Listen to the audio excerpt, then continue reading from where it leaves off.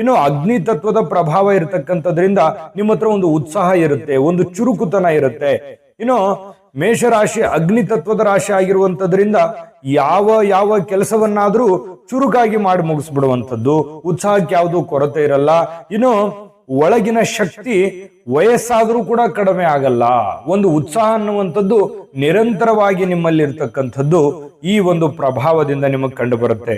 ಇನ್ನೊಂದು ವಿಚಾರ ಏನಂತಂದ್ರೆ ನೇರವಾಗಿ ಮಾತನಾಡ್ತಕ್ಕಂಥದ್ದು, ಸತ್ಯವಂತಿಕೆ. ನೋಡಿ, ಈ ಮಂಗಳನ ನೇರತೆಯನ್ನ ನೀಡುವಂತಹ ಗ್ರಹ ಆಗಿರತಕ್ಕಂಥದ್ದು ಮಂಗಳ. ಇದರಿಂದ ಏನಾಗುತ್ತೆ, ಮೇಷರಾಶಿಯವರು ಮನಸ್ಸಿನಲ್ಲಿರ್ತಕ್ಕಂಥದ್ದನ್ನ ನೇರವಾಗಿ ಹೇಳ್ಬಿಡುವಂಥದ್ದು, ಕಪಟ ಸ್ವಭಾವ ಇರೋದಿಲ್ಲ, ಮನಸ್ಸಿನಲ್ಲಿ ಯಾವುದೇ ಕಲ್ಮಶ ಇರೋದಿಲ್ಲ, ದುರುದ್ದೇಶ ಇರೋದಿಲ್ಲ. ಅದು ಒಳ್ಳೇದೇ ಇರಲಿ ಕೆಟ್ಟದಿರ್ಲಿ ನೇರವಾಗಿ ಮಾತನಾಡ್ತಕ್ಕಂಥ ವ್ಯಕ್ತಿತ್ವ. ಇದರಿಂದನೇ ನೀವು ಬಹಳಷ್ಟು ಅಪಖ್ಯಾತಿಗಳಿಗೂ ಕಾರಣ ಆಗುವಂಥದ್ದು, ಮತ್ತೆ ಬಹಳಷ್ಟು ಜನರ ಕೆಂಗಣ್ಣಿಗೂ ಕೂಡ ನೀವು ಗುರಿ ಆಗಿರುವಂಥದ್ದು. ಆದ್ರೆ ನೀವು ಯಾರಿಗೂ ಕೇರ್ ಮಾಡಲ್ಲ. ನೀವಾಯ್ತು, ನಿಮ್ಮ ಗುರಿ ಆಯ್ತು, ನಿಮ್ಮ ನಡೆ ಆಯ್ತು, ನಿಮ್ಮ ಮಾತಾಯ್ತು, ನಿಮ್ಮ ಸ್ಟ್ರೆಂತ್ ನಿಮ್ಮಲ್ಲಿರ್ತಕ್ಕಂಥದ್ದು, ಅದರಿಂದ ನೀವು ಖ್ಯಾತಿಯನ್ನ ಗಳಿಸಿರ್ತಕ್ಕಂಥದ್ದು ಕಂಡು ಬರುವಂಥದ್ದು.